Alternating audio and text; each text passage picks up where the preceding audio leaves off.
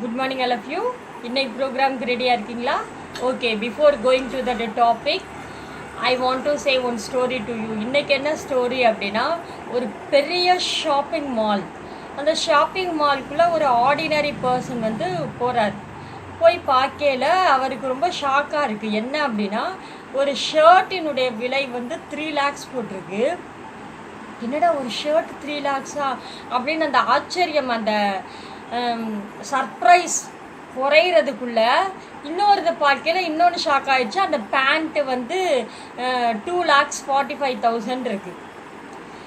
அவனுக்கு ஒன்றுமே புரியல. என்ன ஷர்ட்டு 3 lakhs, பேண்ட்டு 2,45,000 என்னன்னு ஒரு பெரிய கொஷின் மார்க்கோட ஜஸ்ட்டு க்ராஸ் பண்ணி பார்க்கல ஒரு பெஸ்ட்டு வாட்ச் பார்க்குறான். அந்த வாட்ச் வந்து Rolex watch.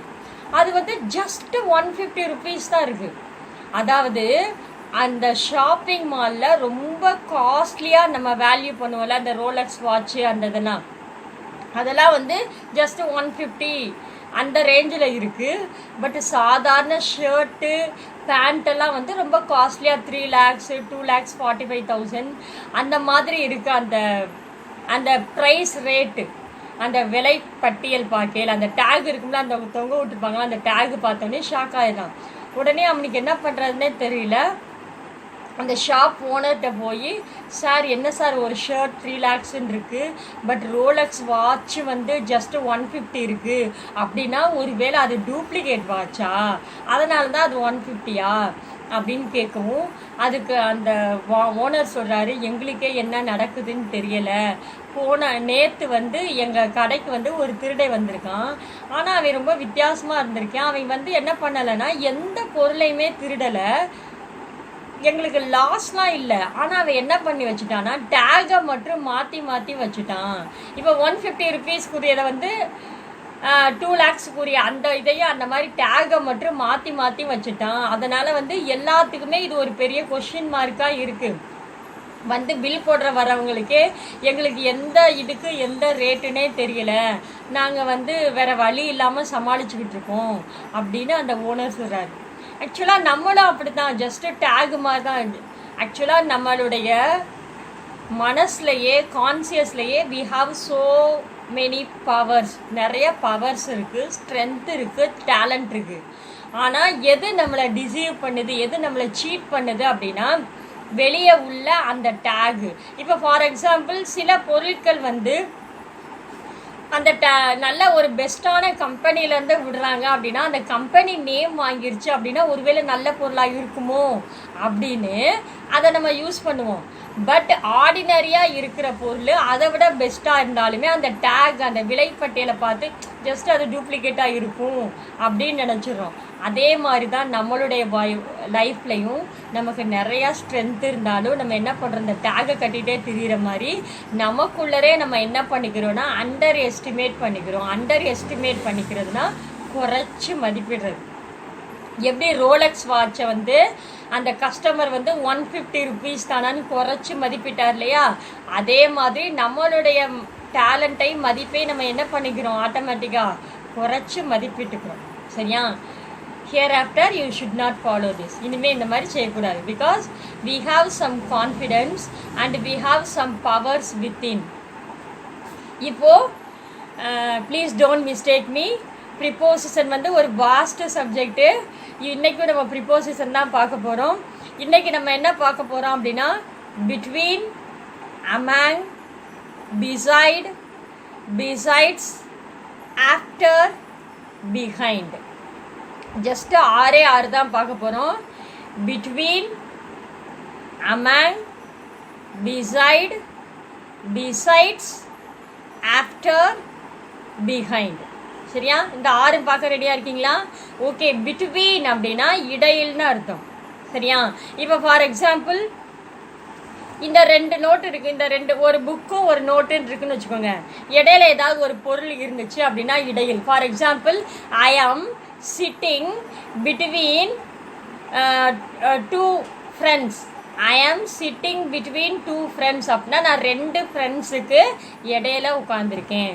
Raju is sitting between Rani and Raghu. இந்த மாதிரி அப்படின்றப்ப அதில் மொத்தம் எத்தனை பேர் தான் வருவாங்க? மொத்தத்துக்கே 3 பேர் தான் வருவாங்க. 2 பேர்த்துக்கு இடையில். பிட்வீன் வந்து கம்பேர் பண்ணையில் நம்ம என்ன பண்ணணும் அப்படின்னா 2 பொருளுக்கு இடையில தான் கம்பேர் பண்ணணும்.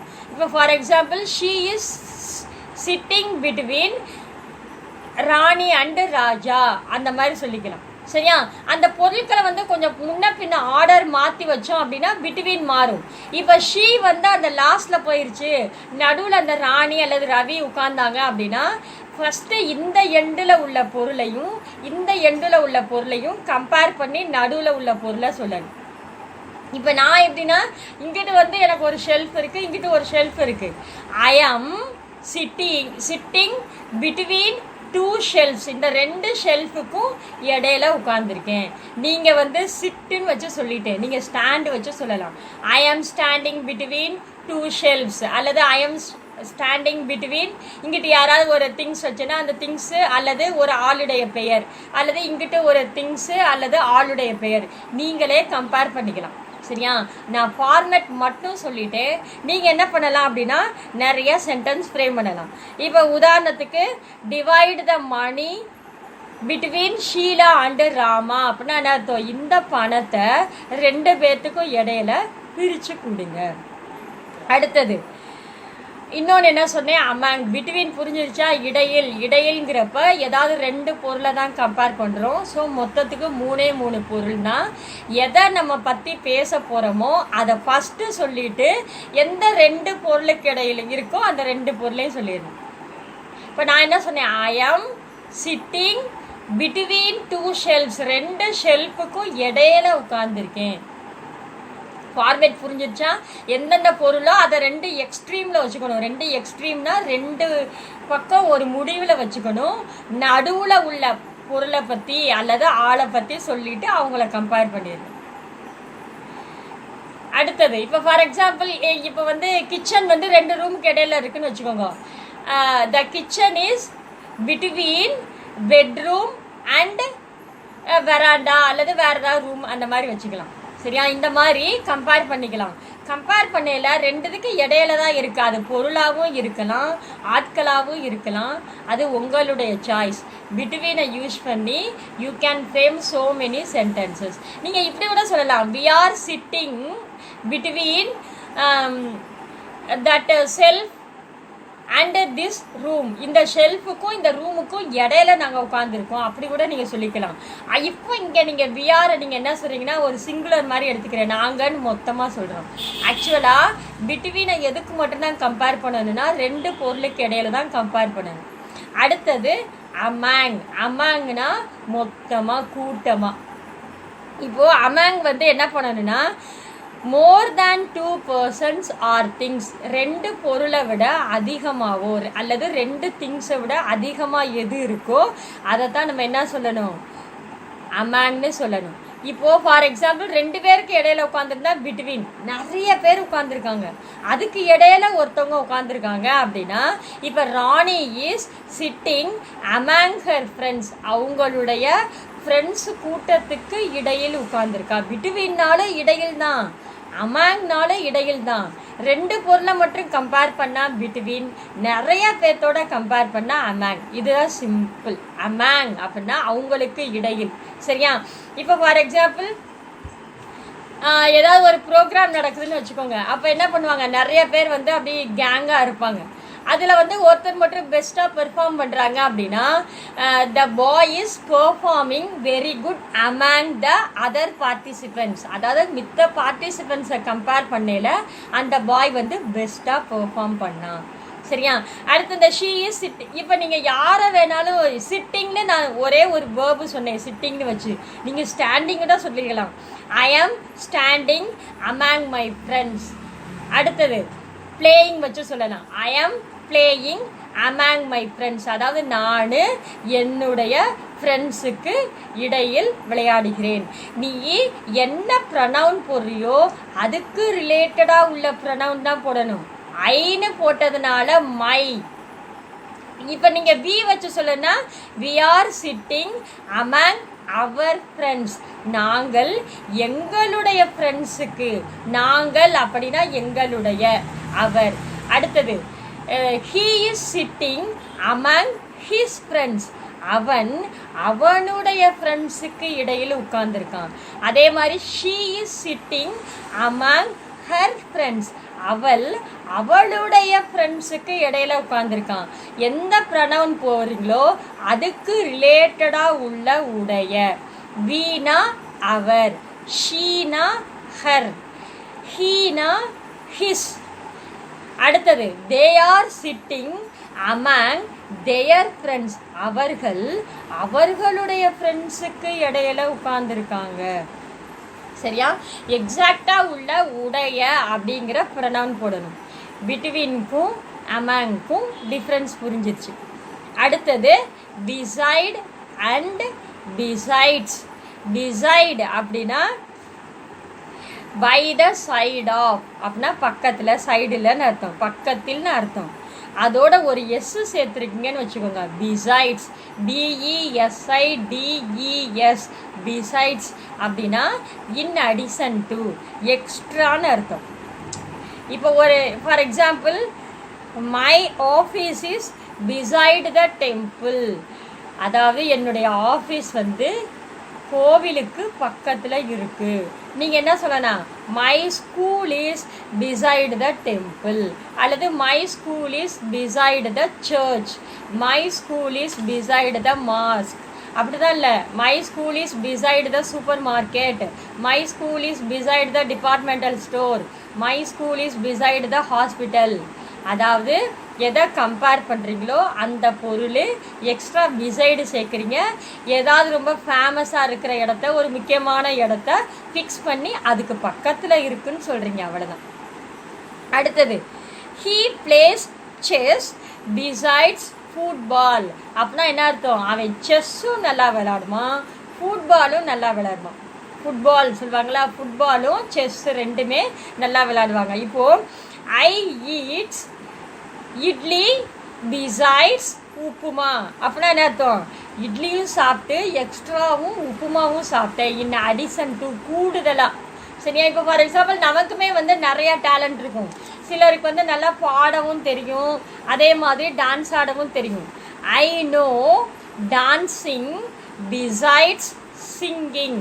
எனக்கு டான்ஸிங்கும் தெரியும், அதோட சேர்ந்து சிங்கிங் பாடுறதுக்கும் தெரியும். பிசைட்ஸ்னால் எக்ஸ்ட்ரா, இன் அடிஷன் டு, கூடுதலா அப்படின்னு அர்த்தம்.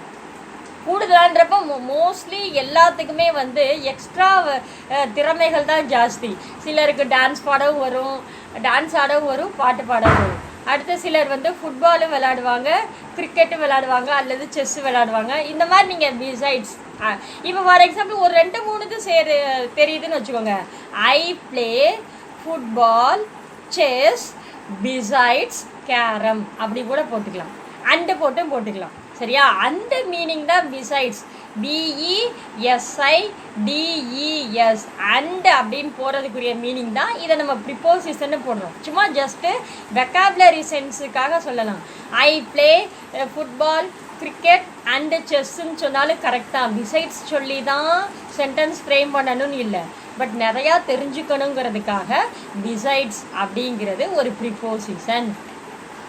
இப்போ நம்ம இதை படிக்கிறதும் ஈஸி. பிசைடோட நம்ம என்ன தான் சேர்க்குறோம்? வெறுமனை ஒரே ஒரு எழுத்து மட்டும்தான் எக்ஸ்ட்ரா சேர்க்குறோம். அதுக்கு மீனிங் வந்து என்ன ஆயிடுது? மாறிடுது. பிசைடு, BESIDE, பிசைடுன்னு போட்டால் பக்கத்தில், அதோட ஒரு எஸ் சேர்க்குறோம்ல, கூடுதலாக சேர்க்குறோம்ல, அதனால் இன் அடிஷன் டு, எக்ஸ்ட்ரா, கூடுதலான அப்படின்னு அர்த்தம். அடுத்தது she stood beside her sister. அவங்க சிஸ்டருக்கு பக்கத்தில் நின்னா. அடுத்தது I play piano besides flute. நான் பியானோவும் வாசிப்பேன், ஃப்ளூட்டும் வாசிப்பேன். அடுத்தது ஆஃப்டர், பிஹைண்ட். ஆஃப்டர்ன்றதுக்கும், ஆஃப்டர்னா என்னன்னா டைமுக்கு மென்ஷன் பண்ணுறப்ப, you please come and meet me after 5 o'clock அப்படின்னா என்ன அர்த்தம்? 5 மணிக்கு அப்புறம் வந்து என்ன பாரு. ஓகேயா?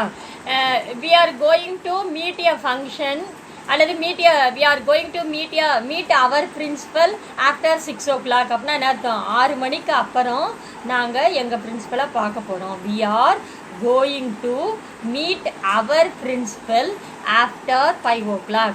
நாங்கள் எங்களுடைய பிரின்சிபலை 6 மணிக்கு அப்புறம் பார்க்க போகிறோம்.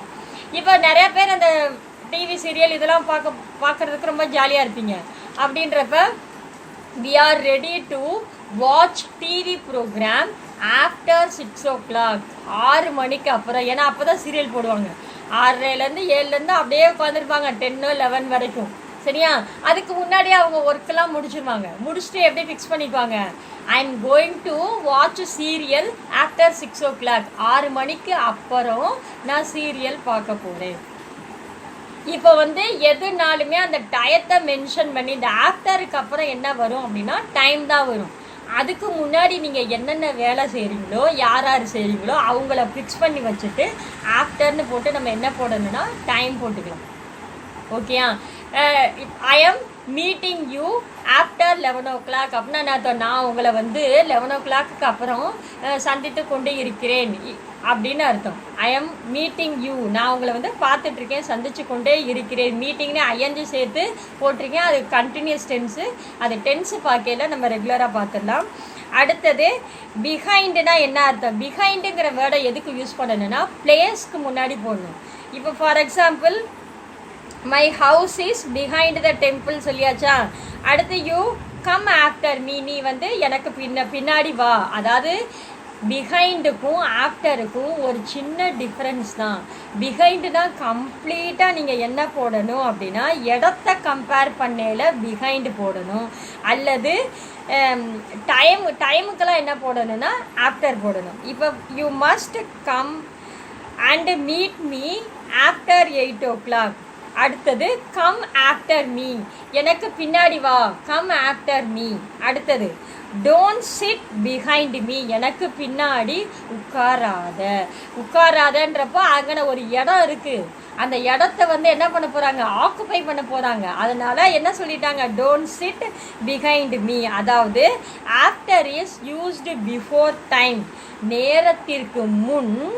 ஆஃப்டர் பிறகு, பின்பு. ஆஃப்டர்னா என்ன மீனிங்னா பிறகு அல்லது பின்பு. அடுத்தது behind is used before place, இடத்துக்கு முன்னாடி என்ன போடணும்னா பிஹைண்ட் போடணும். ஆஃப்டர்னா என்ன மீனிங்னா பின்பு அல்லது பிறகு, பின்பு அல்லது பிறகு. டைமுக்கு அப்புறம் போடணும். பிஹைண்ட் இடத்துக்கு அப்புறம் போடணும். இடத்திற்கு முன் பிஹைண்ட் பயன்படுத்தணும். சரிங்களா?